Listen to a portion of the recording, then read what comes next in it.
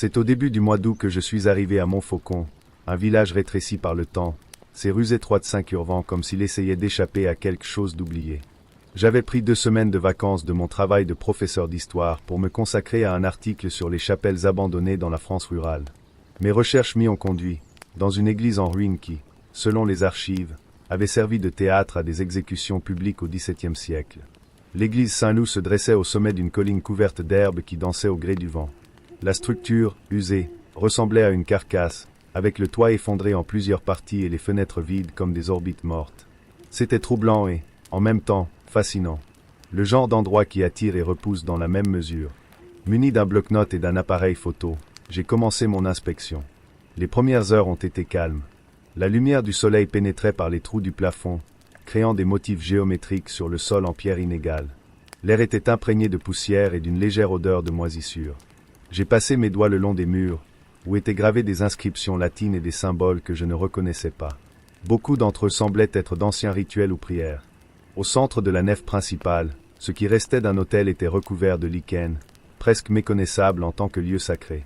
C'est en marchant dans la cour que j'ai ressenti le premier frisson d'inconfort. Il y avait de profondes marques de sillons dans le sol, formant un cercle presque parfait. Plus tard, j'ai découvert que c'était là que la guillotine avait été posée, laissant une cicatrice que même le temps n'avait pas pu effacer. En photographiant les détails, j'ai commencé à avoir l'impression d'être observé. Je me suis dit que c'était la solitude du lieu, le poids de son histoire, mais le sentiment persistait. Cette nuit-là, quand je suis retourné à la pension où je logeais, j'ai revu mes notes. Rien ne semblait sortir de l'ordinaire jusqu'à ce que, en regardant les photos, je remarque quelque chose d'étrange. Dans l'une des images de l'hôtel, une ombre était positionnée dans le coin inférieur droit. Ce n'était pas le mien, l'angle était impossible. On aurait dit la silhouette d'une femme avec les cheveux détachés, la tête légèrement inclinée. J'ai secoué la tête, blâmant la lumière naturelle et les ombres de l'endroit, et je suis allé dormir. Le lendemain matin, je suis retourné à l'église. La cour était encore plus menaçante dans la pâle lumière de l'aube, les marques au sol semblant plus profondes, presque fraîches. C'est là que j'ai entendu mon nom pour la première fois. Claire. C'était un murmure, presque rien, mais assez clair pour me glacer. Je me suis retourné rapidement, mais il n'y avait personne. J'ai ri nerveusement. Le vent, pensais-je. Ou peut-être mon esprit, influencé par l'environnement sombre. J'ai continué à marcher, mais la voix est revenue. Claire, belle rose. Cette fois, il était impossible de l'ignorer. Mon cœur s'est emballé et le sentiment d'être observé est devenu presque palpable. J'ai décidé de suivre la voix, qui semblait venir de l'intérieur de l'église. À chaque pas, l'air devenait plus lourd, jusqu'à ce que, près de l'autel, je trouve quelque chose que je n'avais pas remarqué auparavant. Une petite porte en bois, presque invisible parmi les pierres usées du mur. Avec un certain effort, j'ai poussé la porte, révélant un escalier qui descendait en spirale. J'ai attrapé ma lampe de poche et je suis descendu, mes pas résonnant sur les murs de pierre froid. La crypte était petite, avec des niches vides où se trouvaient autrefois des os ou des reliques. Au centre, un sarcophage en pierre était recouvert d'une épaisse couche de poussière. Sur le sarcophage était gravé un nom, Élisabeth Belle-Rose. Je me suis arrêté, le sang glaçant dans mes veines. Mon nom de famille n'était pas inhabituel, mais le voir là, si clairement gravé, me mettait mal à l'aise. Alors que j'essayais de le digérer, j'ai senti l'air changer. La température chuta dramatiquement et le silence fut remplacé par un murmure grandissant. Une silhouette s'est dessinée devant moi, translucide et scintillante. C'était une femme à l'air sévère, habillée comme quelqu'un d'une époque bien antérieure à la mienne. Ses yeux étaient fixés sur moi, et quand il parlait, sa voix était à la fois désespérée et autoritaire. Vous devez terminer ce que je n'ai pas pu faire. Ils ont besoin de connaître la vérité. Je ne pouvais pas parler, je me contentais de regarder, paralysé par la peur et l'étrange familiarité de cette femme. Elle tendit la main, pointant du doigt un coin de la crypte où était caché un petit coffre. Prenez ça, la justice ne peut plus attendre. Lorsque j'ai ouvert la malle, j'ai trouvé des documents anciens, recouverts d'une écriture fine et soignée. Certaines étaient des lettres, d'autres des registres officiels de l'Église. J'ai eu du mal à tout comprendre tout de suite, mais les extraits que j'ai réussi à lire ont révélé un sombre complot. Élisabeth Belle-Rose avait été accusée de sorcellerie et injustement exécutée. Les vrais coupables, les membres de l'Église, avaient manipulé les registres pour dissimuler leurs propres crimes. La figure d'Élisabeth commença à disparaître, mais avant cela, elle murmura une dernière phrase. « La vérité vous libère et condamne. » Je suis retourné à la pension dans un tourbillon de pensées. J'ai passé la nuit à examiner les documents, à les croiser avec les documents que j'avais précédemment recherchés. C'était indéniable, l'église de Montfaucon avait été au centre d'un scandale soigneusement effacé de l'histoire. Au cours des jours suivants, j'ai rassemblé tout ce que je pouvais et j'ai écrit un article détaillé sur l'affaire. Lorsqu'il a été publié, il a provoqué un tollé dans le petit cercle d'historiens intéressés par l'époque. Alors que certains ont rejeté mes conclusions, d'autres ont commencé à enquêter par eux-mêmes, et les pièces ont commencé à se mettre en place. Cependant, la chose la plus étrange était ce qui s'est passé ensuite. Le lendemain de la publication, je suis retourné à l'église pour une dernière visite. L'endroit semblait différent, plus léger, comme si un fardeau avait été enlevé. En partant, je me suis rendu compte que les marques sur le patio avaient disparu, comme si elles n'avaient jamais existé. Aujourd'hui, de retour à ma routine, je pense encore à Montfaucon. Je reste sceptique, rationalisant ce qui s'est passé comme le fruit de mon imagination et du poids de l'histoire.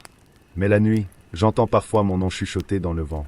Peut-être n'est-ce que le souvenir d'Élisabeth, un écho du passé, ou peut-être autre chose. Lorsque j'ai reçu la proposition de restaurer la chapelle de San Martin à Taxco, j'ai hésité un instant. Ce n'était pas un travail ordinaire. La chapelle était abandonnée depuis des décennies, ses murs s'effondraient, ses fenêtres volaient en éclats comme les yeux d'un cadavre oublié. Pourtant, quelque chose dans la grandeur délabrée de cet endroit m'a attiré. Peut-être était-ce le défi de redonner vie à quelque chose d'aussi mort. Taxco, avec son charme colonial, semblait figé dans le temps. Les rues en pierre polie, les demeures blanches et les églises baroques étaient belles, mais il y régnait une atmosphère dense, comme si le passé n'avait jamais vraiment quitté les lieux. Les habitants, quant à eux, semblaient éviter la chapelle de San Martin comme s'il s'agissait d'une plaie ouverte dans la ville. Chaque fois qu'ils parlaient du projet, ils détournaient le regard, changeaient de sujet ou murmuraient des prières rapides. Quelque chose n'allait pas, mais j'avais besoin de comprendre quoi. La première fois que je suis entré dans la chapelle, j'ai ressenti un rhume inéluctable, bien que le soleil brûlait dehors. Le sol en pierre était couvert de poussière et de morceaux de bois pourris. Les bancs étaient empilés en bas, comme si quelqu'un voulait les éloigner de l'autel. Au centre, une statue mutilée du Christ se penchait en avant, le visage dans une expression d'agonie qui semblait presque vivante. Mes premières semaines ont été consacrées à l'analyse structurelle et à la budgétisation. Tout semblait routinier jusqu'au jour où j'ai trouvé un vieux journal intime dans un compartiment secret sous l'autel. Les pages étaient jaunies, mais toujours lisibles. L'auteur, un prêtre nommé Père Ignacio, a décrit la chapelle comme un lieu sacré jusqu'à un événement tragique dans les années 1950. Une nuit, des soldats avaient envahi les lieux lors d'une messe. Tous les fidèles présents, hommes, femmes et enfants, ont été tués sans explication. Le massacre n'a jamais été officiellement enregistré, et la chapelle a été scellée peu de temps après. Les paroles d'Ignacio étaient empreintes de douleur et de regret. Il avait écrit sur le fait d'entendre des voix dans la nuit, des cris et des prières provenant du sol de la chapelle. À la fin du journal, une phrase m'a donné la chair de poule. Les morts ne se reposent pas. Ils ne le peuvent pas. J'ai ignoré l'histoire comme une légende locale exagérée. Cependant, peu de temps après, j'ai commencé à ressentir quelque chose d'étrange. Lors de mes visites à la chapelle, j'ai vu des silhouettes du coin de l'œil, des ombres qui disparaissaient dès que je me retournais. Un soir, alors que je passais en revue les plans dans la chapelle, j'entendis des pas derrière moi. Le son résonna dans la salle vide. Je me suis retourné rapidement, mais il n'y avait personne. Seul le vent entrait par les vitres brisées, emportant avec lui une odeur âcre que je ne pouvais pas identifier. Les visions commencèrent peu de temps après. Ce n'étaient pas seulement des chiffres. J'ai vu des gens. Leurs visages étaient défigurés, comme si la chair avait été arrachée, mais leurs yeux brillaient de désespoir. Ils n'ont pas parlé, ils ont juste tendu leurs mains vers moi en suppliant. Une femme tenait dans ses bras un enfant ensanglanté, les yeux du bébé vitreux par la mort. J'ai essayé de me convaincre que c'était mon esprit qui me jouait des tours, mais les détails étaient terriblement vifs. J'ai décidé d'enquêter davantage. J'ai visité les archives municipales et cherché des documents historiques, mais tout dans la chapelle de San Martin s'est terminé par un silence brutal dans les années 1950. Les quelques habitants qui ont accepté de me parler ont mentionné à voix basse que l'endroit était maudit. Il n'est pas prudent d'y toucher, Sonor Vargas, avertit une femme âgée, serrant fermement un chapelet. Ils ne veulent pas être dérangés. Un jour, alors qu'ils supervisaient l'enlèvement du sol pour préparer les nouvelles fondations, les ouvriers se sont mis à crier. J'ai couru vers eux et j'ai vu qu'ils avaient trouvé des ossements humains. Beaucoup. Crânes, côtes, os d'enfants. Il s'agissait d'un cimetière de fortune, enterré sous le sol de la chapelle. Le sang s'est glacé dans mes veines, mais mon côté rationnel a pris le dessus. J'ai tout photographié, je l'ai documenté et j'ai prévenu les autorités locales. À ma grande surprise, Le gouvernement a ordonné que les travaux se poursuivent comme si de rien n'était. Ils ont prétendu que les os appartenaient à un ancien cimetière paroissial, mais quelque chose dans la façon dont ils ont traité l'affaire semblait suspect. Les photos que j'ai envoyées ont disparu. Le rapport que j'ai envoyé n'a jamais été enregistré. Les ouvriers ont commencé à abandonner le projet, affirmant que l'endroit était infecté par la mort. Malgré cela, j'ai continué. J'avais besoin de finir le travail, ne serait-ce que pour me prouver que je ne devenais pas fou. Mais les visions sont devenues plus intenses. Une nuit, j'ai vu l'autel couvert de sang frais, et des figures spectrales étaient agenouillées autour de lui, chantant dans une langue que je ne reconnaissais pas. J'ai ressenti une douleur aiguë à la tête et je me suis évanoui. Quand je me suis réveillé, j'étais seul sur le sol froid de la chapelle. Quelques jours plus tard, j'ai rencontré un homme sur la place de la ville. Il s'est présenté comme Arturo et semblait nerveux, regardant constamment autour de lui pendant qu'il me parlait. Il m'a raconté ce qui s'était passé à San Martin. Dans les années 1950, un groupe de dissidents politiques s'était réfugié dans la chapelle. Le gouvernement local, sous les ordres de fonctionnaires corrompus, a ordonné le massacre pour les faire taire. Les corps ont été enterrés secrètement et la chapelle a été abandonnée pour effacer toute preuve. La vérité était horrible. La chapelle n'était pas seulement un bâtiment historique, c'était un tombeau. Et les morts réclamaient justice. Cependant, je ne pouvais rien faire. Dénoncer l'affaire signifiait se confronter à un système corrompu qui voulait clairement tout garder enterré, au sens propre comme au figuré. J'ai abandonné le projet. J'ai informé la commission culturelle que je ne pouvais pas continuer en raison de difficultés techniques. Je n'ai jamais mentionné les os ou les visions. Même après avoir quitté Taxco, les morts ne m'ont pas laissé seul. J'en rêve souvent. Leurs visages, leurs voix silencieuses. Je les vois encore parfois, quand je traverse des endroits sombres. Ils ne me blâment pas, mais ils ne me laissent pas oublier non plus.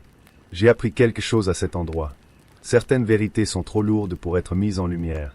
San Martin reste telle qu'elle était, une ruine solitaire à la périphérie de la ville. Et moi, je porte le poids du silence, sachant que la mort a un prix et parfois le prix est la santé mentale. Quand j'ai déménagé en Écosse, j'ai cru que je m'enfuyais. De l'encombrement urbain de Londres, de la médiocrité de mon travail de photographe indépendant, peut-être, de moi-même. Mais dès que j'ai mis le pied dans Glencoe Valley, j'ai réalisé que je courais vers quelque chose, même si je ne savais pas ce que c'était. Mon objectif était simple, créer un portfolio de paysages historiques qui me mettrait sur le radar de galeries de renom. Cependant, mon plan a commencé à s'effondrer à l'instant où j'ai vu la chapelle. Au début, ce n'était qu'une ruine de plus parmi tant d'autres dans le paysage de montagne, recouverte par le verre qui semble tout avaler autour. Mais la chapelle avait quelque chose de différent. Ce n'était pas seulement l'usure du temps ou les marques de suie sur les pierres grises. C'était comme si elle m'avait appelé. Je l'ai ressenti pour la première fois lorsque j'ai garé ma voiture sur un accotement boueux. Le sentier y était escarpé, mais la chapelle se détachait à l'horizon comme un secret qui devait être démêlé. Traversant le champ humide, l'appareil photo accroché à mon cou, je me suis approché. Le bâtiment était modeste, avec des murs qui semblaient sur le point de céder et un clocher mutilé. Un vitrail brisé laissait entrevoir l'intérieur sombre, où des faisceaux de lumière se mêlaient à la poussière suspendue. J'ai pris quelques photos, mais l'inconfort a commencé à grandir. Ce n'était pas exactement la peur, c'était une agitation. Comme si j'envahissais un espace qui n'était pas le mien. En faisant le tour de la chapelle, je suis tombé sur une tour partiellement cachée par des vignes. Sa porte était en bois massif, mais le cadenas qui la maintenait fermée était rouillé, presque ornemental. Ce qui a vraiment attiré mon attention, c'est le vitrail intact au-dessus de la porte. Une femme y était représentée. Le style était typique du XVIIe siècle, avec des détails impressionnants, mais ce qui me paralysait, c'était la ressemblance. Elle avait le même visage que moi. J'ai passé mes doigts sur le cadre du vitrail, essayant de comprendre ce que cela signifiait. Le nom gravé en dessous était Marjorie Lyle. Lyle, le même patronyme que je porte depuis que je me souviens, mais que j'ai toujours considéré comme assez commun pour ne pas susciter la curiosité. Le vent froid de la vallée soufflait plus fort, arrachant presque mon écharpe. C'était comme un avertissement, mais je ne pouvais pas m'échapper. J'ai décidé que j'avais besoin d'en savoir plus sur cette femme, même si je ne savais pas par où commencer. Ce soir-là, alors que je regardais les photos sur l'ordinateur portable, quelque chose a attiré mon attention. Une ombre est apparue sur plusieurs images de la chapelle. C'était subtil, presque impossible à distinguer de l'arrière-plan sombre, mais il semblait changer de position entre les clics. J'ai pensé qu'il s'agissait peut-être d'un jeu de lumière ou d'un problème technique, mais quelque chose en moi savait que ce n'était pas ça. J'ai passé les jours suivants à faire des recherches sur la chapelle et Marjorie Lyle. des bibliothèques locales, des archives en ligne, même des résidents plus âgés qui semblaient réticents à parler de l'endroit. La plupart des informations étaient vagues, mais j'ai finalement trouvé un livre de documents historiques. Il a mentionné une femme nommée Marjorie Lyle, qui a été accusée de sorcellerie en 1692. Les pages suivantes étaient plus troublantes. Marjorie était la fille d'un homme influent de la région, mais sa propre famille l'a dénoncée lorsque des rumeurs ont fait surface selon lesquelles elle pratiquait la magie noire.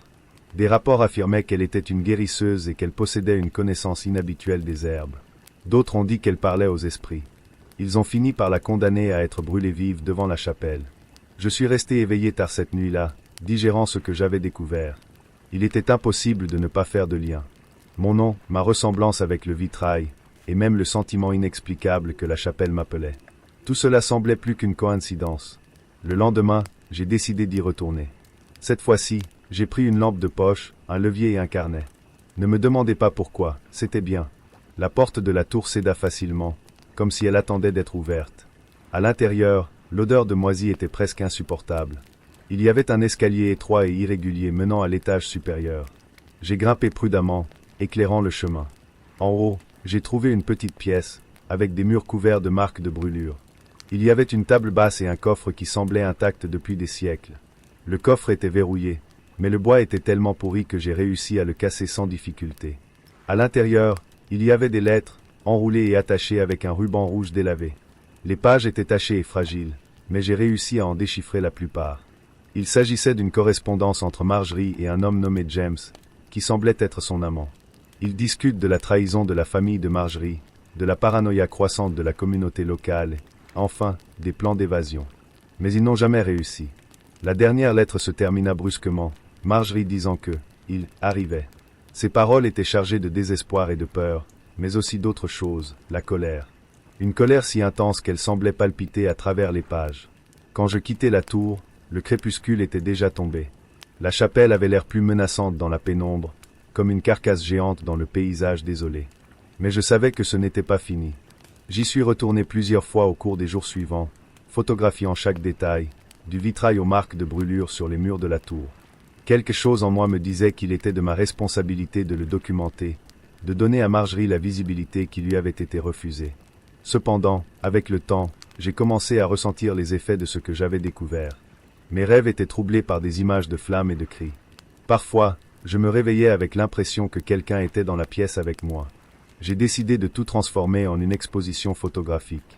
Pas seulement pour exorciser mes propres démons, mais pour raconter l'histoire de Marjorie au monde.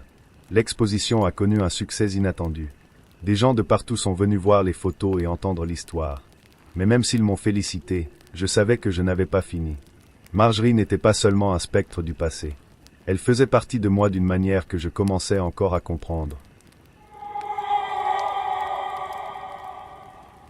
L'expédition était prévue depuis des mois, mais le sentiment d'isolement n'en était pas moins un coup dans l'estomac. Je m'appelle Sophia Martens, je suis météorologue et j'ai été envoyé à Ilulissat, au Groenland, pour surveiller les effets du réchauffement climatique sur les calottes polaires. Dans ce vaste désert blanc, le ciel ressemblait à une toile infinie, peinte de coups de pinceau de bleu et de gris. Le silence était absolu, à l'exception d'un crépitement occasionnel de glace sous mes pieds. Le matin du 5e jour sur le terrain, en ajustant les capteurs de l'une des stations de collecte, j'ai remarqué quelque chose d'anormal, une structure émergeant de la toundra blanche, au loin, presque engloutie par le brouillard. Au début, j'ai cru que c'était une illusion. La glace joue souvent des tours, mais au fur et à mesure que j'avançais, les lignes de la construction gagnaient en netteté. C'était une petite chapelle. Ce n'était pas sur les cartes. Aucun enregistrement ou mention n'est apparu dans mes recherches. Un bâtiment comme celui-là, érigé au milieu de la glace, semblait non seulement impossible, mais absurde. Le bois des murs, bien que vieilli, était intact, sans aucun signe de pourriture ou d'usure extrême, même exposé au climat brutal. La croix en haut était légèrement tordue, mais toujours ferme. La neige qui l'entourait semblait intouchée. J'entrai avec hésitation. L'intérieur était poussiéreux, mais pas gelé comme l'extérieur le suggère. L'air dégageait une odeur étrange, métallique et sèche. Sur l'autel, un livre reposait, les pages ouvertes, mais le texte était flou, comme s'il avait fondu sur du papier. Ce sont les murs qui ont vraiment attiré l'attention, recouverts d'inscriptions gravées directement sur le bois, de symboles et de textes qui ressemblaient à des prophéties. Dans un mélange de vieux danois et de langues que je ne reconnaissais pas, Les phrases décrivaient des événements météorologiques extrêmes. Une tempête déchirera le monde. Uma tempestad rasgará o mundo. Les eaux monteront et engloutiront la terre. A água subirá e engolirá a terra. Le plus troublant était que les dates accompagnaient chaque demande, certaines trop récentes pour être rassurantes. La tempête décrite en 1999 a coïncidé avec le cyclone dévastateur qui a frappé l'Inde. Le tsunami de 2004 dans l'océan Indien était là, prédit. Des phénomènes encore plus récents, tels que les incendies catastrophiques en Australie en 2019, ont été mentionnés. Un frisson me parcourut l'échine. Ce n'était pas une coïncidence. De retour à la base temporaire, j'ai décidé d'enquêter discrètement. J'ai fait des recherches dans les archives historiques de la région, mais le mystère n'a fait que s'approfondir.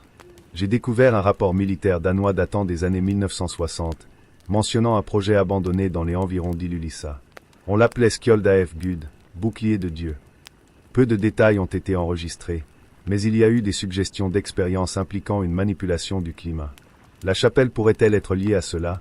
Je suis retourné à l'église le lendemain, avec du matériel de collecte et un appareil photo. Elle était déterminée à percer les secrets de cet endroit. Une tempête approchait, mais il ne pouvait pas attendre. En documentant les symboles, j'ai remarqué quelque chose que je n'avais pas remarqué auparavant. Des marques profondes sur le sol, comme si quelque chose de lourd avait été traîné. En suivant les marques, j'ai découvert une petite trappe cachée sous un tapis usé. Avec effort, j'ai réussi à l'ouvrir. Un escalier raide descendait dans l'obscurité. À l'aide d'une lampe de poche, je suis descendu avec hésitation. L'air y était plus chaud, presque étouffant. Ce que j'ai trouvé m'a coupé le souffle, un laboratoire souterrain, partiellement détruit. Les vieilles machines étaient entassées, recouvertes d'une fine couche de glace. Il y avait des cartes mondiales épinglées au mur, marquées de points rouges qui coïncidaient avec les emplacements des catastrophes météorologiques historiques. J'ai également trouvé un journal intime, protégé par une boîte métallique. Les notes, en danois, appartenaient à un certain docteur Elias Kornerup, qui semblait être le chef du projet.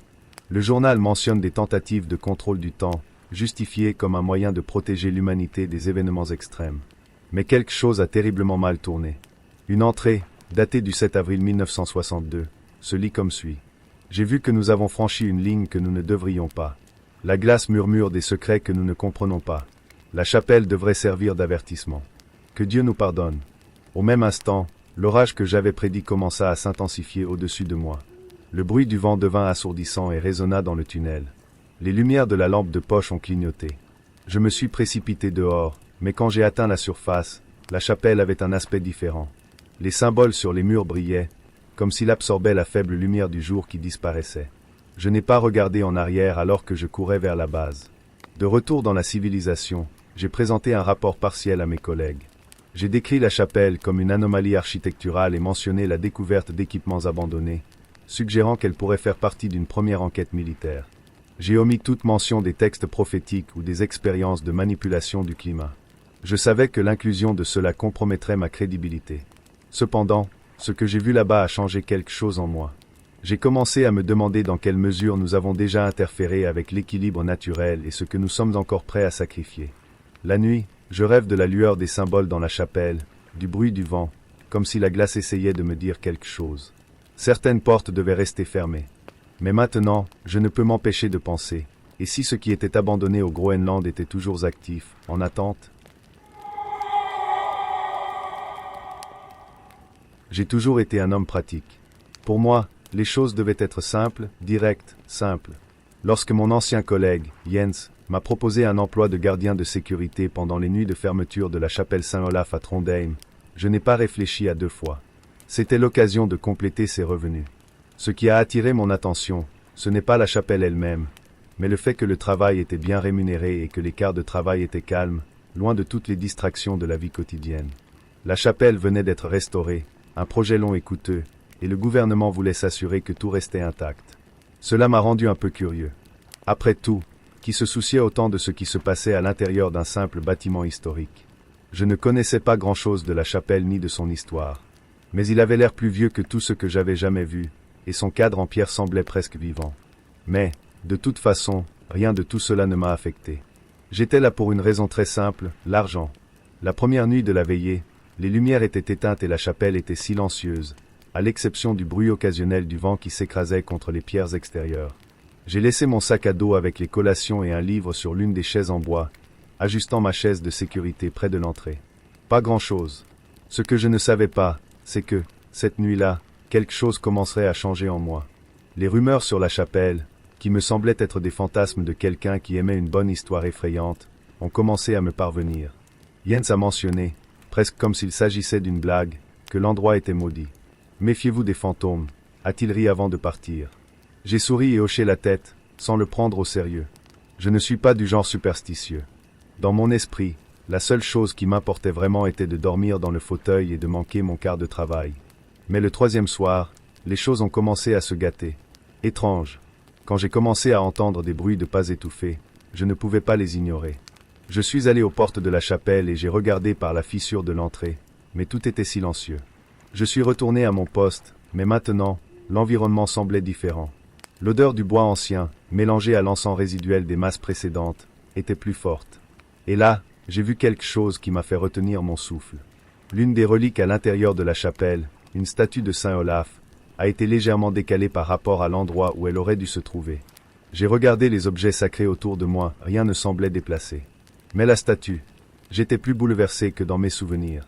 Au cours des jours suivants, j'ai commencé à me demander si quelque chose se passait. Les reliques se déplaçaient. J'aurais juré les avoir vues changer de position. Mais cela semblait impossible.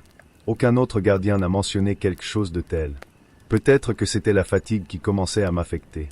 Déterminé à attraper l'envahisseur, s'il y en avait un, j'ai décidé d'agir. J'ai placé des caméras de sécurité autour de la chapelle, surveillant l'endroit en temps réel à l'aide d'un petit écran à mon poste. Cette nuit-là, alors que le tournage enregistrait l'environnement dans un silence complet, je me suis préparé à observer le moindre mouvement étrange. C'est au 4e jour de surveillance que les images ont montré quelque chose auquel je ne m'attendais pas. C'était moi. Je me promenais dans la chapelle, tripotant les reliques. La chose la plus troublante, cependant, c'est que je ne me souvenais pas de l'avoir fait. J'étais en transe totale, touchant les statues, les déplaçant, fouillant dans les étagères et touchant des objets que je n'étais clairement pas censé toucher. Les images étaient claires. C'était moi. Mais je n'avais rien fait de tout cela consciemment. Ce moment m'a laissé sans voix. C'était quoi ça? Quelqu'un se moquait-il de moi? Une mauvaise blague? Le tournage n'a pas menti. Mais pourquoi? Je suis retourné à la chapelle avec l'intention d'enquêter. J'ai parcouru tous les coins du bâtiment, à la recherche de quelque chose qui pourrait m'expliquer l'inexplicable. Il n'y avait pas de caméra défaillante, ni aucun autre signe d'intrusion. Rien. C'est alors que j'ai trouvé un vieux disque, un vieux journal intime qui était conservé dans un compartiment secret de la chapelle. D'après les mots du journal, j'ai commencé à comprendre ce qui se passait. Dans ces pages, il était question des anciens gardiens de la chapelle de Saint Olaf. Des rapports sur la façon dont les gardiens, ceux qui étaient prêts à passer des nuits solitaires, ont hérité d'un lien avec l'endroit. On disait que la chapelle avait besoin de protection, et que l'âme du gardien se fondrait dans le lieu après une série de veillées. Les rapports parlaient de phénomènes étranges, de la façon dont les gardiens étaient consumés par la responsabilité de protéger la chapelle, jusqu'à ce qu'ils en fassent partie.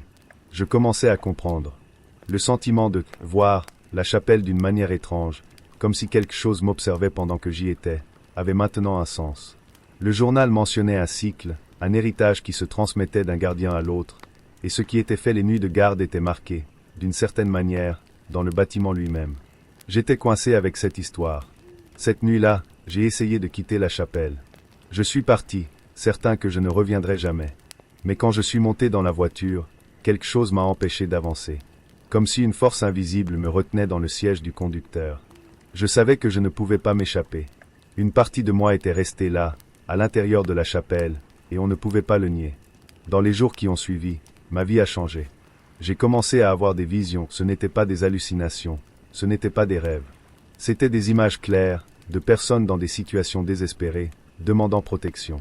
Je les voyais dans mon esprit, comme s'ils étaient en moi, m'appelant à agir. Les voix ne sont pas venues en mots, mais comme un appel désespéré. Chaque soir, je sentais une présence plus forte en moi, un sentiment d'appartenance que je ne pouvais plus ignorer. Et bien que j'ai essayé d'éviter la chapelle, quelque chose en moi savait qu'elle ne pouvait pas s'échapper. Chaque jour, le sentiment de ne jamais vraiment en être sorti ne faisait que s'intensifier. Je ressentais encore la présence du lieu, comme s'il faisait maintenant partie de moi, comme si la chapelle était vivante en moi. Je suis le gardien de Saint Olaf. Et peu importe où j'irai, peu importe à quel point j'essaie de me battre, l'endroit ne me laissera jamais tranquille. Je m'appelle Eric Sandström, et maintenant, comme tous les gardiens qui m'ont précédé, Je suis emprisonné pour toujours. Je n'aurais jamais imaginé que ma recherche d'inspiration pour une nouvelle composition me mènerait à quelque chose d'aussi terrible. Moi, Adam Moreau, un musicien à la carrière déclinante, j'étais désespérément à la recherche d'une pièce qui pourrait relancer ma carrière. La musique, pour moi, a toujours été plus qu'une profession, c'était une extension de mon âme, quelque chose qui me connectait au monde d'une manière que les mots ne pourraient jamais faire. Mais je ne le sentais plus. Ma musique était sans âme, sans vie. Le public s'éloignait, et j'avais désespérément besoin de quelque chose de nouveau, de remarquable, de toucher le cœur de ceux qui m'écoutaient. C'est lorsque j'ai entendu parler de la chapelle Sainte-Catherine, un petit bâtiment abandonné à Canterbury, en Angleterre, que j'ai été attiré par son mystère. L'histoire de la chapelle a montré que son acoustique était parfaite, quelque chose que peu d'endroits dans le monde pouvaient égaler. Mais ce qui a vraiment attiré mon attention, c'est le fait que, dans l'ancienne chapelle, il y avait encore un vieil orgue, apparemment fonctionnel, dont personne n'avait osé jouer depuis des décennies.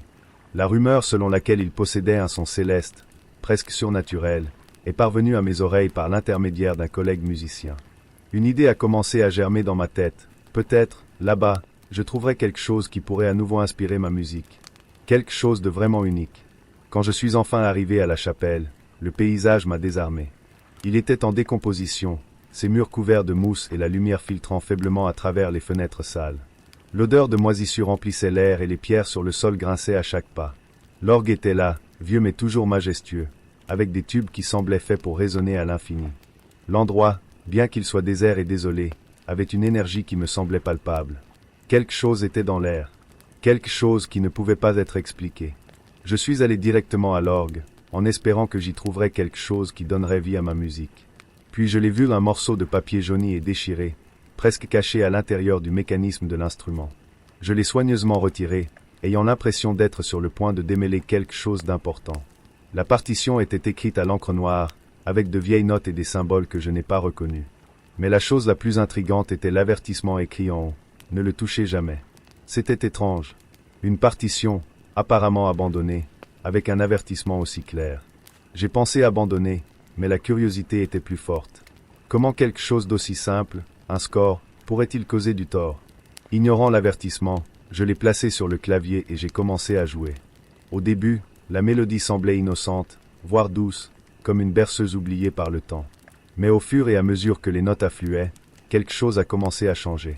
J'ai senti une pression croissante dans ma poitrine, un sentiment d'inconfort dont je ne pouvais pas me débarrasser. Les murs de la chapelle semblaient se fermer, l'air devenait plus dense, plus lourd. Puis une vision envahit mon esprit, une figure déformée et sombre, avec des yeux qui semblaient pénétrer mon âme. La silhouette semblait m'observer, mais d'une manière impersonnelle, comme si elle dépassait toute compréhension humaine. Soudain, j'ai entendu un murmure, une voix qui semblait venir de tous les côtés, disant « Aidez-nous, aidez-nous ». Je fus pris d'une panique indescriptible et, sans réfléchir, j'interrompis la mélodie. Le sentiment d'oppression a disparu instantanément, mais le mal était déjà fait. J'ai senti que quelque chose avait changé en moi, et la partition semblait maintenant gravée dans ma mémoire. La vue de la silhouette, de la voix, tout cela était gravé comme une cicatrice au fond de mon esprit. Les jours suivants furent un cauchemar. Au début, rien ne semblait déplacé. Mais bientôt j'ai commencé à faire des cauchemars récurrents, des cauchemars vifs de personnes inconnues, criant à l'aide, dans des endroits sombres et étouffants. Je les voyais dans mon esprit, dans tous les coins que je tournais, dans les reflets des miroirs, dans les ombres sur les murs. Ils étaient là, toujours. Mes chansons, qui coulaient auparavant naturellement, ont commencé à sonner dissonantes, et j'avais l'impression que le son même que je produisais était déformé, comme si quelque chose était détraqué. Comme si j'avais frappé une corde très sensible, quelque chose qui ne devrait pas être joué. Il n'a pas fallu longtemps pour que les malheurs commencent à se manifester dans ma vie réelle. Un accident de voiture impliquant ma femme, Claire. Heureusement, elle n'a pas été grièvement blessée, mais le traumatisme a suffi à ébranler davantage notre relation déjà fragile. Ma fille, Alice, a commencé à souffrir de cauchemars intenses et de crises de panique, ce qui ne s'était jamais produit auparavant. Comme si ce que j'avais invoqué avec la partition s'était répandu dans ma vie. Tentant désespérément d'interrompre le chaos qui s'ensuivait, j'ai essayé de détruire le score. J'ai déchiré le papier, brûlé les feuilles, mais, inexplicablement, il réapparaissait toujours quelque part. D'abord dans mon bureau, puis dans mon sac, et même à l'intérieur du piano à queue que j'avais à la maison. Il n'y avait pas d'échappatoire. Le mal que la partition apportait semblait s'accrocher à moi, comme une ombre qui ne pouvait être dissipée. Je savais que je devais me débarrasser des partitions pour de bon. Un jour, désespéré, j'ai pris la partition et l'ai emmenée au musée de Canterbury, où j'ai décidé de faire don du papier, croyant qu'en le scellant dans un endroit où personne ne pourrait y toucher, il serait en paix. Le guérisseur, un homme calme et âgé, m'a regardé étrangement en recevant l'objet, mais n'a rien dit. Il m'a juste demandé de signer un formulaire de don. En sortant du musée, j'ai eu l'impression de pouvoir enfin respirer à nouveau. Cependant, quelque chose d'étrange s'est produit. Le poids que je ressentais dans ma poitrine, le sentiment d'être observé, persistait. J'ai commencé à réaliser que le changement n'était pas entre mes mains. La partition, l'orgue, tout ce que j'avais invoqué, était au-delà de ce que tout le monde pouvait comprendre. Ce n'était pas quelque chose qui pouvait être facilement détruit ou caché. Certaines créations, comme cette partition, ont été faites pour rester silencieuses, et essayer de violer ce silence n'apporte que destruction. J'avais joué la chanson, et elle était devenue une partie de moi. Au fil du temps, j'ai appris que certaines choses ne peuvent pas être forcées à révéler leur vérité. Et si vous l'osez, vous en paierez le prix, non seulement dans votre musique, mais aussi dans votre âme.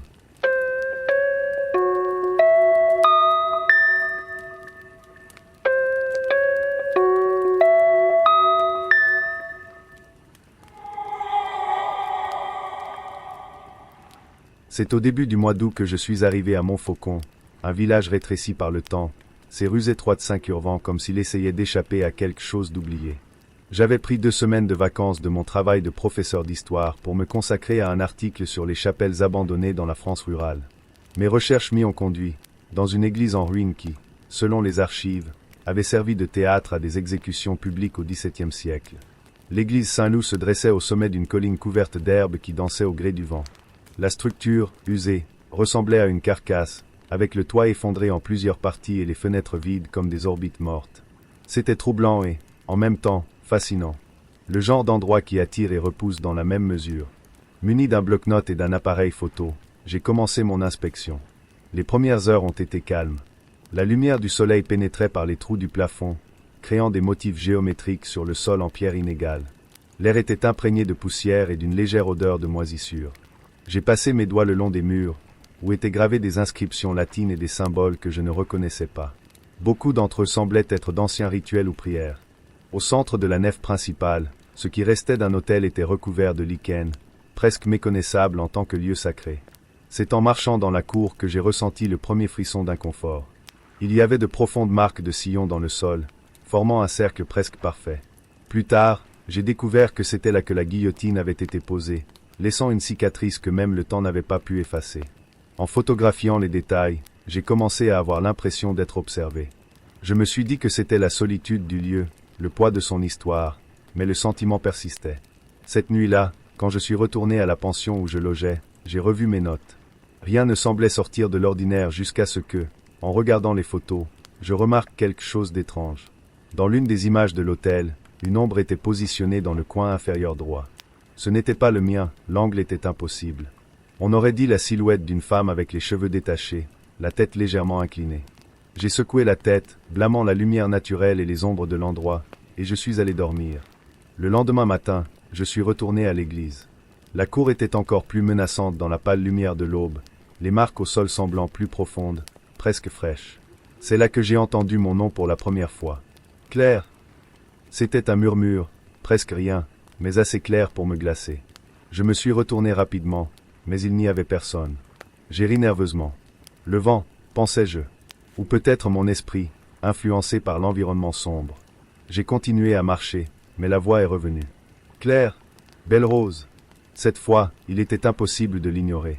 Mon cœur s'est emballé et le sentiment d'être observé est devenu presque palpable. J'ai décidé de suivre la voix, qui semblait venir de l'intérieur de l'église. À chaque pas, l'air devenait plus lourd, jusqu'à ce que, près de l'autel, je trouve quelque chose que je n'avais pas remarqué auparavant, une petite porte en bois, presque invisible parmi les pierres usées du mur. Avec un certain effort, j'ai poussé la porte, révélant un escalier qui descendait en spirale. J'ai attrapé ma lampe de poche et je suis descendu, mes pas résonnant sur les murs de pierre froid. La crypte était petite, avec des niches vides où se trouvaient autrefois des os ou des reliques. Au centre, un sarcophage en pierre était recouvert d'une épaisse couche de poussière. Sur le sarcophage était gravé un nom, Élisabeth Belle-Rose. Je me suis arrêté, le sang glaçant dans mes veines.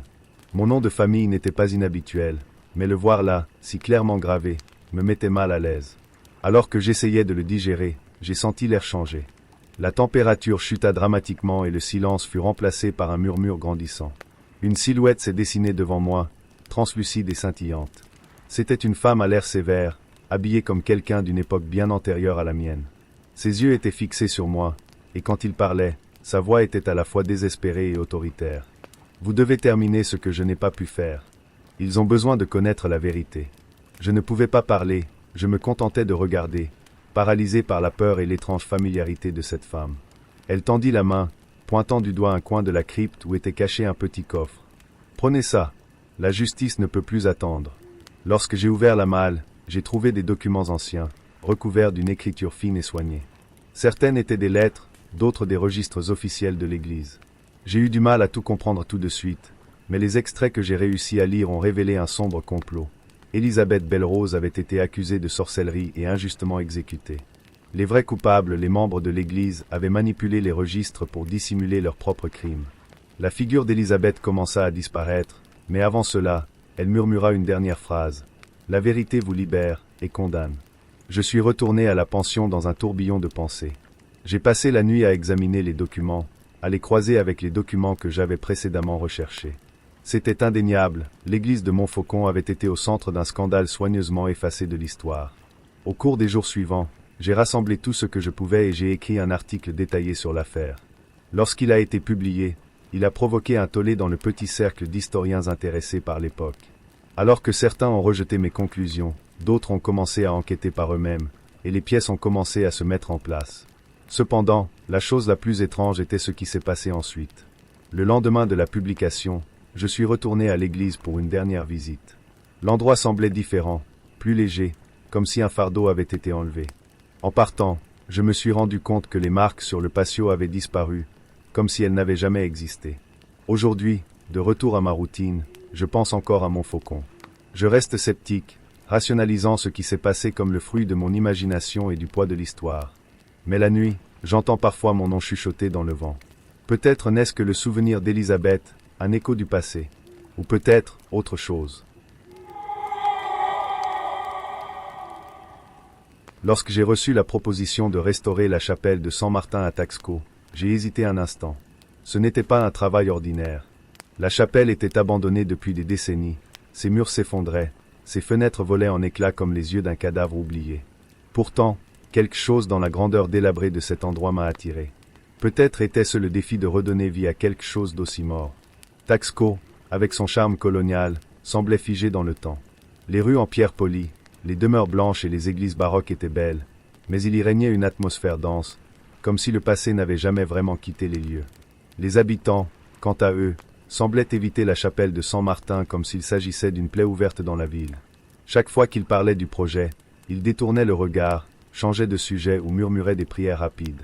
Quelque chose n'allait pas, mais j'avais besoin de comprendre quoi. La première fois que je suis entré dans la chapelle, j'ai ressenti un rhume inéluctable, bien que le soleil brûlait dehors. Le sol en pierre était couvert de poussière et de morceaux de bois pourris.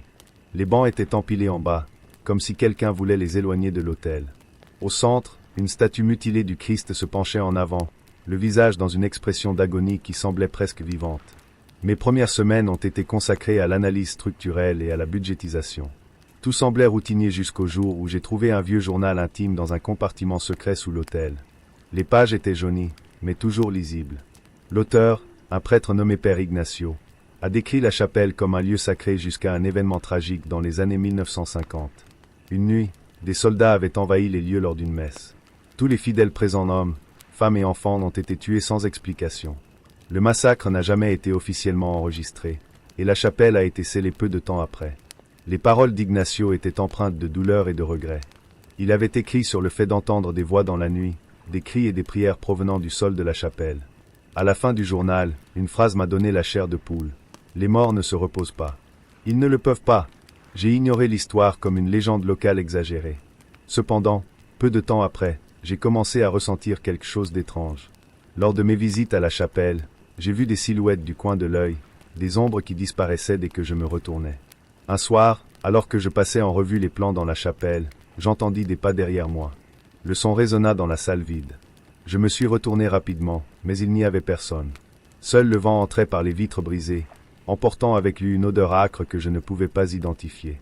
Les visions commencèrent peu de temps après. Ce n'étaient pas seulement des chiffres. J'ai vu des gens. Leurs visages étaient défigurés, comme si la chair avait été arrachée, mais leurs yeux brillaient de désespoir. Ils n'ont pas parlé, ils ont juste tendu leurs mains vers moi en suppliant. Une femme tenait dans ses bras un enfant ensanglanté, les yeux du bébé vitreux par la mort. J'ai essayé de me convaincre que c'était mon esprit qui me jouait des tours, mais les détails étaient terriblement vifs. J'ai décidé d'enquêter davantage. J'ai visité les archives municipales et cherché des documents historiques, mais tout dans la chapelle de San Martin s'est terminé par un silence brutal dans les années 1950. Les quelques habitants qui ont accepté de me parler ont mentionné à voix basse que l'endroit était maudit. Il n'est pas prudent d'y toucher, Sonor Vargas, avertit une femme âgée, serrant fermement un chapelet. Ils ne veulent pas être dérangés. Un jour, alors qu'ils supervisaient l'enlèvement du sol pour préparer les nouvelles fondations, les ouvriers se sont mis à crier. J'ai couru vers eux et j'ai vu qu'ils avaient trouvé des ossements humains. Beaucoup. Crânes, côtes, os d'enfants. Il s'agissait d'un cimetière de fortune, enterré sous le sol de la chapelle. Le sang s'est glacé dans mes veines, mais mon côté rationnel a pris le dessus.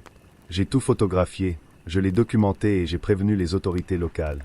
À ma grande surprise, le gouvernement a ordonné que les travaux se poursuivent comme si de rien n'était. Ils ont prétendu que les os appartenaient à un ancien cimetière paroissial, mais quelque chose dans la façon dont ils ont traité l'affaire semblait suspect. Les photos que j'ai envoyées ont disparu. Le rapport que j'ai envoyé n'a jamais été enregistré. Les ouvriers ont commencé à abandonner le projet, affirmant que l'endroit était infecté par la mort. Malgré cela, j'ai continué. J'avais besoin de finir le travail, ne serait-ce que pour me prouver que je ne devenais pas fou. Mais les visions sont devenues plus intenses. Une nuit, j'ai vu l'autel couvert de sang frais, et des figures spectrales étaient agenouillées autour de lui, chantant dans une langue que je ne reconnaissais pas. J'ai ressenti une douleur aiguë à la tête et je me suis évanoui. Quand je me suis réveillé, j'étais seul sur le sol froid de la chapelle. Quelques jours plus tard, j'ai rencontré un homme sur la place de la ville. Il s'est présenté comme Arturo et semblait nerveux, regardant constamment autour de lui pendant qu'il me parlait. Il m'a raconté ce qui s'était passé à San Martin. Dans les années 1950, un groupe de dissidents politiques s'était réfugié dans la chapelle. Le gouvernement local, sous les ordres de fonctionnaires corrompus, a ordonné le massacre pour les faire taire. Les corps ont été enterrés secrètement et la chapelle a été abandonnée pour effacer toute preuve. La vérité était horrible. La chapelle n'était pas seulement un bâtiment historique, c'était un tombeau. Et les morts réclamaient justice. Cependant, je ne pouvais rien faire. Dénoncer l'affaire signifiait se confronter à un système corrompu qui voulait clairement tout garder enterré, au sens propre comme au figuré. J'ai abandonné le projet. J'ai informé la commission culturelle que je ne pouvais pas continuer en raison de difficultés techniques. Je n'ai jamais mentionné les os ou les visions. Même après avoir quitté Taxco, les morts ne m'ont pas laissé seul. J'en rêve souvent. Leurs visages, leurs voix silencieuses. Je les vois encore parfois, quand je traverse des endroits sombres. Ils ne me blâment pas, mais ils ne me laissent pas oublier non plus. J'ai appris quelque chose à cet endroit. Certaines vérités sont trop lourdes pour être mises en lumière. San Martin reste telle qu'elle était, une ruine solitaire à la périphérie de la ville. Et moi, je porte le poids du silence, sachant que la mort a un prix et parfois le prix est la santé mentale. Quand j'ai déménagé en Écosse, j'ai cru que je m'enfuyais. De l'encombrement urbain de Londres, de la médiocrité de mon travail de photographe indépendant, peut-être, de moi-même. Mais dès que j'ai mis le pied dans Glencoe Valley, j'ai réalisé que je courais vers quelque chose, même si je ne savais pas ce que c'était. Mon objectif était simple, créer un portfolio de paysages historiques qui me mettrait sur le radar de galeries de renom. Cependant, mon plan a commencé à s'effondrer à l'instant où j'ai vu la chapelle. Au début, ce n'était qu'une ruine de plus parmi tant d'autres dans le paysage de montagne, recouverte par le verre qui semble tout avaler autour. Mais la chapelle avait quelque chose de différent. Ce n'était pas seulement l'usure du temps ou les marques de suie sur les pierres grises. C'était comme si elle m'avait appelé. Je l'ai ressenti pour la première fois lorsque j'ai garé ma voiture sur un accotement boueux. Le sentier y était escarpé, mais la chapelle se détachait à l'horizon comme un secret qui devait être démêlé. Traversant le champ humide, l'appareil photo accroché à mon cou, je me suis approché. Le bâtiment était modeste, avec des murs qui semblaient sur le point de céder et un clocher mutilé. Un vitrail brisé laissait entrevoir l'intérieur sombre, où des faisceaux de lumière se mêlaient à la poussière suspendue. J'ai pris quelques photos, mais l'inconfort a commencé à grandir. Ce n'était pas exactement la peur, c'était une agitation. Comme si j'envahissais un espace qui n'était pas le mien. En faisant le tour de la chapelle, je suis tombé sur une tour partiellement cachée par des vignes. Sa porte était en bois massif, mais le cadenas qui la maintenait fermée était rouillé, presque ornemental. Ce qui a vraiment attiré mon attention, c'est le vitrail intact au-dessus de la porte. Une femme y était représentée. Le style était typique du XVIIe siècle, avec des détails impressionnants, mais ce qui me paralysait, c'était la ressemblance. Elle avait le même visage que moi. J'ai passé mes doigts sur le cadre du vitrail, essayant de comprendre ce que cela signifiait. Le nom gravé en dessous était Marjorie Lyle. Lyle, le même patronyme que je porte depuis que je me souviens, mais que j'ai toujours considéré comme assez commun pour ne pas susciter la curiosité. Le vent froid de la vallée soufflait plus fort, arrachant presque mon écharpe. C'était comme un avertissement, mais je ne pouvais pas m'échapper. J'ai décidé que j'avais besoin d'en savoir plus sur cette femme, même si je ne savais pas par où commencer. Ce soir-là, alors que je regardais les photos sur l'ordinateur portable, quelque chose a attiré mon attention. Une ombre est apparue sur plusieurs images de la chapelle. C'était subtil, presque impossible à distinguer de l'arrière-plan sombre, mais il semblait changer de position entre les clics. J'ai pensé qu'il s'agissait peut-être d'un jeu de lumière ou d'un problème technique, mais quelque chose en moi savait que ce n'était pas ça. J'ai passé les jours suivants à faire des recherches sur la chapelle et Marjorie Lyle. Des bibliothèques locales, des archives en ligne, même des résidents plus âgés qui semblaient réticents à parler de l'endroit. La plupart des informations étaient vagues, mais j'ai finalement trouvé un livre de documents historiques. Il a mentionné une femme nommée Marjorie Lyle, qui a été accusée de sorcellerie en 1692. Les pages suivantes étaient plus troublantes. Marjorie était la fille d'un homme influent de la région, mais sa propre famille l'a dénoncée lorsque des rumeurs ont fait surface selon lesquelles elle pratiquait la magie noire. Des rapports affirmaient qu'elle était une guérisseuse et qu'elle possédait une connaissance inhabituelle des herbes. D'autres ont dit qu'elle parlait aux esprits. Ils ont fini par la condamner à être brûlée vive devant la chapelle. Je suis resté éveillé tard cette nuit-là, digérant ce que j'avais découvert. Il était impossible de ne pas faire de lien. Mon nom, ma ressemblance avec le vitrail, et même le sentiment inexplicable que la chapelle m'appelait. Tout cela semblait plus qu'une coïncidence. Le lendemain, j'ai décidé d'y retourner. Cette fois-ci, j'ai pris une lampe de poche, un levier et un carnet. Ne me demandez pas pourquoi, c'était bien. La porte de la tour céda facilement, comme si elle attendait d'être ouverte. À l'intérieur, l'odeur de moisi était presque insupportable. Il y avait un escalier étroit et irrégulier menant à l'étage supérieur. J'ai grimpé prudemment, éclairant le chemin. En haut, j'ai trouvé une petite pièce, avec des murs couverts de marques de brûlure. Il y avait une table basse et un coffre qui semblait intact depuis des siècles. Le coffre était verrouillé, mais le bois était tellement pourri que j'ai réussi à le casser sans difficulté. À l'intérieur, il y avait des lettres, enroulées et attachées avec un ruban rouge délavé. Les pages étaient tachées et fragiles, mais j'ai réussi à en déchiffrer la plupart. Il s'agissait d'une correspondance entre Marjorie et un homme nommé James, qui semblait être son amant. Ils discutent de la trahison de la famille de Marjorie, de la paranoïa croissante de la communauté locale, enfin, des plans d'évasion. Mais ils n'ont jamais réussi. La dernière lettre se termina brusquement, Marjorie disant que, il arrivait. Ses paroles étaient chargées de désespoir et de peur, mais aussi d'autres choses, la colère. Une colère si intense qu'elle semblait palpiter à travers les pages.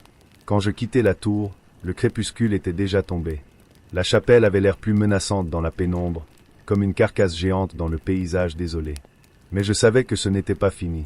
J'y suis retourné plusieurs fois au cours des jours suivants, photographiant chaque détail, du vitrail aux marques de brûlure sur les murs de la tour. Quelque chose en moi me disait qu'il était de ma responsabilité de le documenter, de donner à Marjorie la visibilité qui lui avait été refusée. Cependant, avec le temps, j'ai commencé à ressentir les effets de ce que j'avais découvert. Mes rêves étaient troublés par des images de flammes et de cris. Parfois, je me réveillais avec l'impression que quelqu'un était dans la pièce avec moi.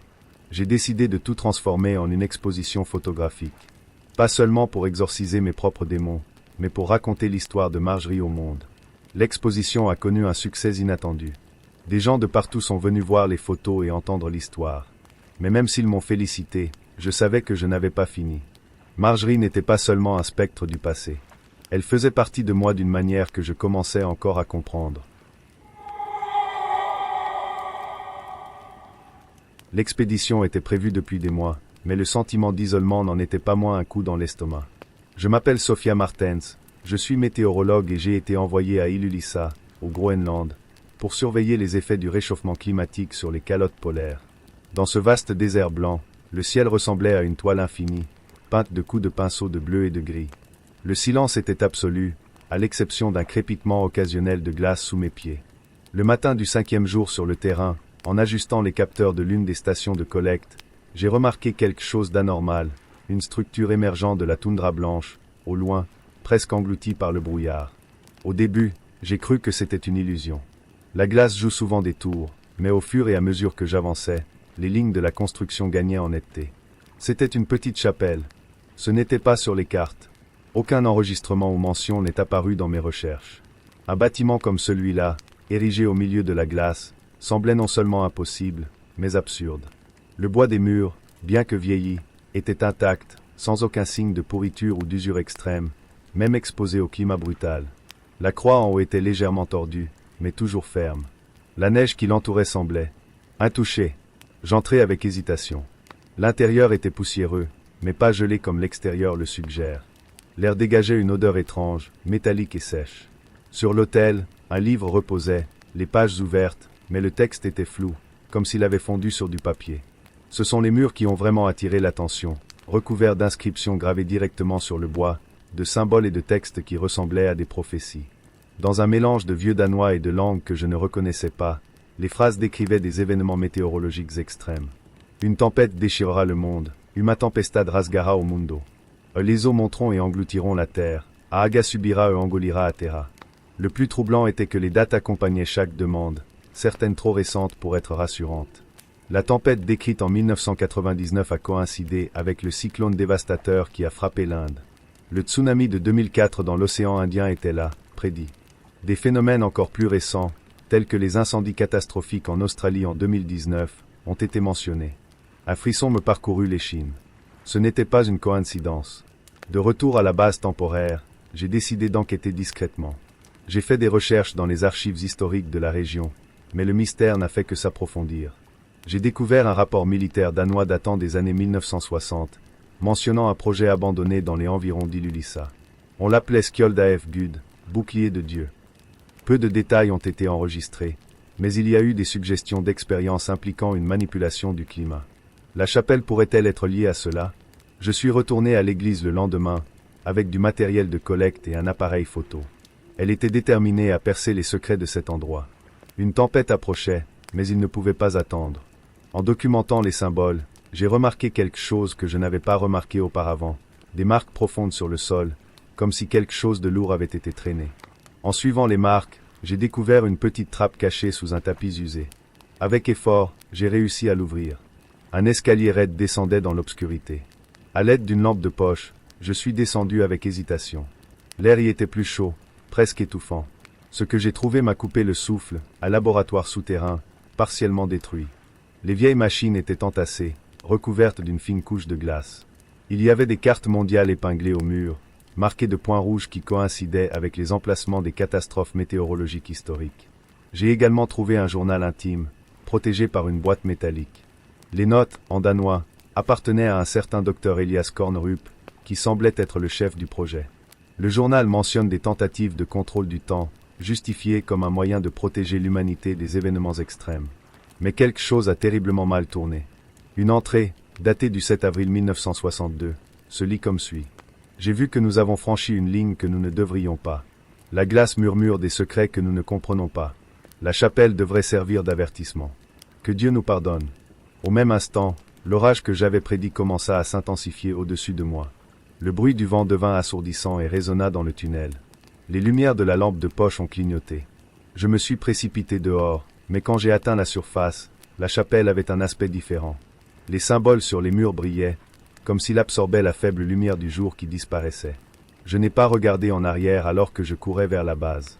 De retour dans la civilisation, j'ai présenté un rapport partiel à mes collègues.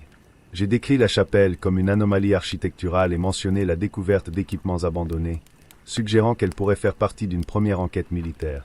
J'ai omis toute mention des textes prophétiques ou des expériences de manipulation du climat. Je savais que l'inclusion de cela compromettrait ma crédibilité. Cependant, ce que j'ai vu là-bas a changé quelque chose en moi. J'ai commencé à me demander dans quelle mesure nous avons déjà interféré avec l'équilibre naturel et ce que nous sommes encore prêts à sacrifier. La nuit, je rêve de la lueur des symboles dans la chapelle, du bruit du vent, comme si la glace essayait de me dire quelque chose. Certaines portes devaient rester fermées. Mais maintenant, je ne peux m'empêcher de penser, et si ce qui était abandonné au Groenland était toujours actif, en attente? J'ai toujours été un homme pratique. Pour moi, les choses devaient être simples, directes, simples. Lorsque mon ancien collègue, Jens, m'a proposé un emploi de gardien de sécurité pendant les nuits de fermeture de la chapelle Saint-Olaf à Trondheim, je n'ai pas réfléchi à deux fois. C'était l'occasion de compléter ses revenus.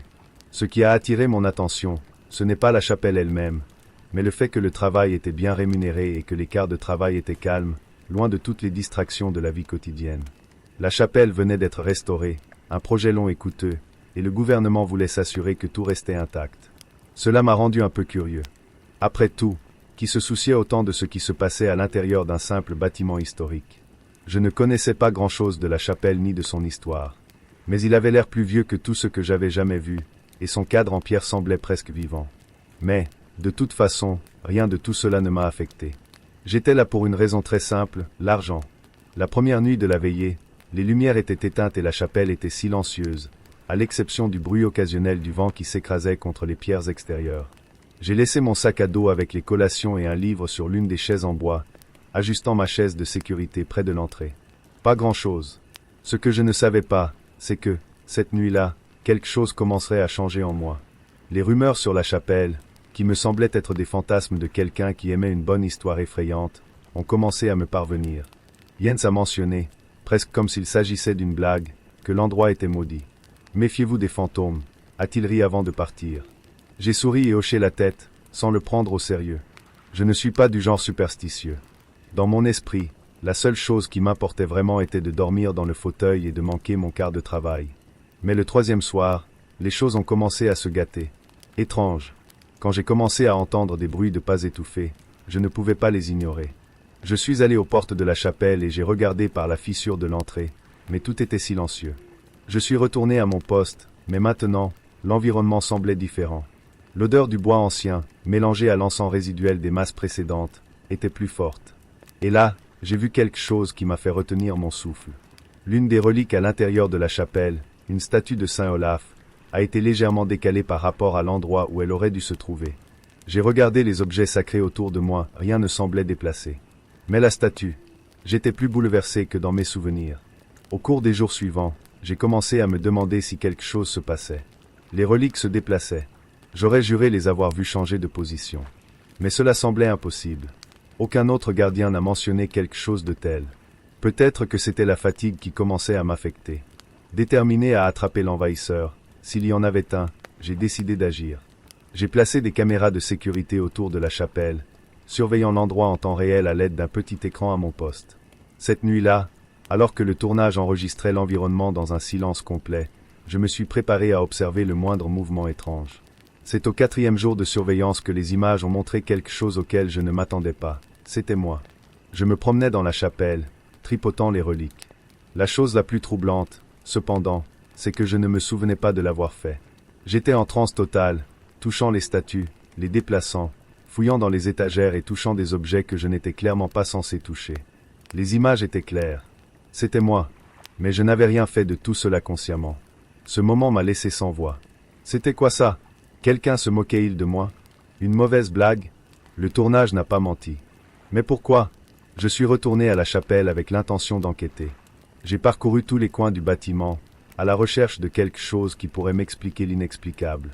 Il n'y avait pas de caméra défaillante, ni aucun autre signe d'intrusion. Rien. C'est alors que j'ai trouvé un vieux disque, un vieux journal intime qui était conservé dans un compartiment secret de la chapelle. D'après les mots du journal, j'ai commencé à comprendre ce qui se passait. Dans ces pages, il était question des anciens gardiens de la chapelle de Saint-Olaf. Des rapports sur la façon dont les gardiens, ceux qui étaient prêts à passer des nuits solitaires, ont hérité d'un lien avec l'endroit. On disait que la chapelle avait besoin de protection, et que l'âme du gardien se fondrait dans le lieu après une série de veillées. Les rapports parlaient de phénomènes étranges, de la façon dont les gardiens étaient consumés par la responsabilité de protéger la chapelle, jusqu'à ce qu'ils en fassent partie. Je commençais à comprendre. Le sentiment de voir la chapelle d'une manière étrange, comme si quelque chose m'observait pendant que j'y étais, avait maintenant un sens. Le journal mentionnait un cycle, un héritage qui se transmettait d'un gardien à l'autre, et ce qui était fait les nuits de garde était marqué, d'une certaine manière, dans le bâtiment lui-même. J'étais coincé avec cette histoire. Cette nuit-là, j'ai essayé de quitter la chapelle. Je suis parti, certain que je ne reviendrai jamais. Mais quand je suis monté dans la voiture, quelque chose m'a empêché d'avancer. Comme si une force invisible me retenait dans le siège du conducteur. Je savais que je ne pouvais pas m'échapper.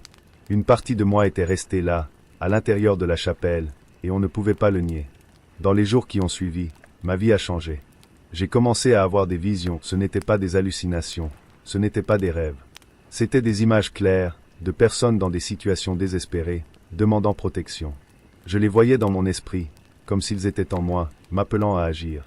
Les voix ne sont pas venues en mots, mais comme un appel désespéré. Chaque soir, je sentais une présence plus forte en moi, un sentiment d'appartenance que je ne pouvais plus ignorer. Et bien que j'ai essayé d'éviter la chapelle, quelque chose en moi savait qu'elle ne pouvait pas s'échapper. Chaque jour, le sentiment de ne jamais vraiment en être sorti ne faisait que s'intensifier. Je ressentais encore la présence du lieu, comme s'il faisait maintenant partie de moi, comme si la chapelle était vivante en moi. Je suis le gardien de Saint Olaf. Et peu importe où j'irai, peu importe à quel point j'essaie de me battre, l'endroit ne me laissera jamais tranquille. Je m'appelle Eric Sandström, et maintenant, comme tous les gardiens qui m'ont précédé, je suis emprisonné pour toujours. Je n'aurais jamais imaginé que ma recherche d'inspiration pour une nouvelle composition me mènerait à quelque chose d'aussi terrible.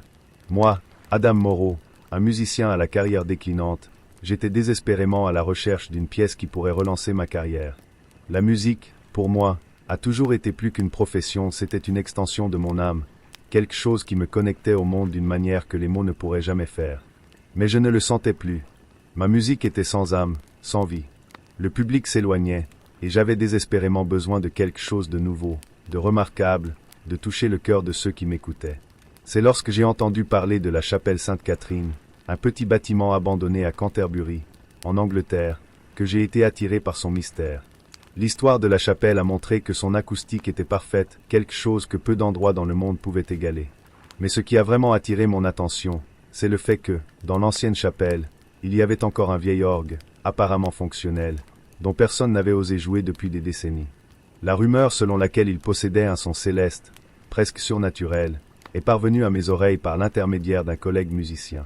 Une idée a commencé à germer dans ma tête. Peut-être, là-bas, je trouverais quelque chose qui pourrait à nouveau inspirer ma musique. Quelque chose de vraiment unique. Quand je suis enfin arrivé à la chapelle, le paysage m'a désarmé. Il était en décomposition, ses murs couverts de mousse et la lumière filtrant faiblement à travers les fenêtres sales. L'odeur de moisissure emplissait l'air et les pierres sur le sol grinçaient à chaque pas. L'orgue était là, vieux mais toujours majestueux, avec des tubes qui semblaient faits pour résonner à l'infini. L'endroit, bien qu'il soit désert et désolé, avait une énergie qui me semblait palpable. Quelque chose était dans l'air. Quelque chose qui ne pouvait pas être expliqué. Je suis allé directement à l'orgue, en espérant que j'y trouverais quelque chose qui donnerait vie à ma musique. Puis je l'ai vu un morceau de papier jauni et déchiré, presque caché à l'intérieur du mécanisme de l'instrument. Je l'ai soigneusement retiré, ayant l'impression d'être sur le point de démêler quelque chose d'important. La partition était écrite à l'encre noire, avec de vieilles notes et des symboles que je n'ai pas reconnus. Mais la chose la plus intrigante était l'avertissement écrit en haut. Ne le touchez jamais. C'était étrange. Une partition, apparemment abandonnée, avec un avertissement aussi clair. J'ai pensé abandonner, mais la curiosité était plus forte. Comment quelque chose d'aussi simple, un score, pourrait-il causer du tort? Ignorant l'avertissement, je l'ai placé sur le clavier et j'ai commencé à jouer. Au début, la mélodie semblait innocente, voire douce, comme une berceuse oubliée par le temps. Mais au fur et à mesure que les notes affluaient, quelque chose a commencé à changer. J'ai senti une pression croissante dans ma poitrine, un sentiment d'inconfort dont je ne pouvais pas me débarrasser. Les murs de la chapelle semblaient se fermer, l'air devenait plus dense, plus lourd. Puis une vision envahit mon esprit, une figure déformée et sombre, avec des yeux qui semblaient pénétrer mon âme. La silhouette semblait m'observer, mais d'une manière impersonnelle, comme si elle dépassait toute compréhension humaine. Soudain, j'ai entendu un murmure, une voix qui semblait venir de tous les côtés, disant « Aidez-nous, aidez-nous ». Je fus pris d'une panique indescriptible et, sans réfléchir, j'interrompis la mélodie. Le sentiment d'oppression a disparu instantanément, mais le mal était déjà fait. J'ai senti que quelque chose avait changé en moi, et la partition semblait maintenant gravée dans ma mémoire. La vue de la silhouette, de la voix, tout cela était gravé comme une cicatrice au fond de mon esprit. Les jours suivants furent un cauchemar. Au début, rien ne semblait déplacé. Mais bientôt j'ai commencé à faire des cauchemars récurrents, des cauchemars vifs de personnes inconnues, criant à l'aide, dans des endroits sombres et étouffants. Je les voyais dans mon esprit, dans tous les coins que je tournais, dans les reflets des miroirs, dans les ombres sur les murs. Ils étaient là, toujours. Mes chansons, qui coulaient auparavant naturellement, ont commencé à sonner dissonantes, et j'avais l'impression que le son même que je produisais était déformé, comme si quelque chose était détraqué. Comme si j'avais frappé une corde très sensible, quelque chose qui ne devrait pas être joué. Il n'a pas fallu longtemps pour que les malheurs commencent à se manifester dans ma vie réelle. Un accident de voiture impliquant ma femme, Claire. Heureusement, elle n'a pas été grièvement blessée, mais le traumatisme a suffi à ébranler davantage notre relation déjà fragile. Ma fille, Alice, a commencé à souffrir de cauchemars intenses et de crises de panique, ce qui ne s'était jamais produit auparavant. Comme si ce que j'avais invoqué avec la partition s'était répandu dans ma vie. Tentant désespérément d'interrompre le chaos qui s'ensuivait, j'ai essayé de détruire le score. J'ai déchiré le papier, brûlé les feuilles, mais, inexplicablement, il réapparaissait toujours quelque part. D'abord dans mon bureau, puis dans mon sac, et même à l'intérieur du piano à queue que j'avais à la maison. Il n'y avait pas d'échappatoire. Le mal que la partition apportait semblait s'accrocher à moi, comme une ombre qui ne pouvait être dissipée. Je savais que je devais me débarrasser des partitions pour de bon.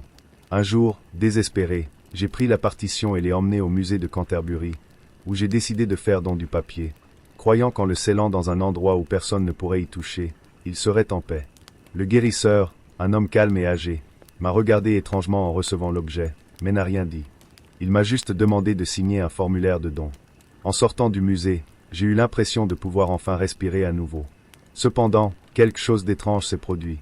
Le poids que je ressentais dans ma poitrine, le sentiment d'être observé, persistait. J'ai commencé à réaliser que le changement n'était pas entre mes mains. La partition, l'orgue, tout ce que j'avais invoqué, était au-delà de ce que tout le monde pouvait comprendre. Ce n'était pas quelque chose qui pouvait être facilement détruit ou caché. Certaines créations, comme cette partition, ont été faites pour rester silencieuses, et essayer de violer ce silence n'apporte que destruction. J'avais joué la chanson, et elle était devenue une partie de moi. Au fil du temps, j'ai appris que certaines choses ne peuvent pas être forcées à révéler leur vérité. Et si vous l'osez, vous en paierez le prix, non seulement dans votre musique, mais aussi dans votre âme.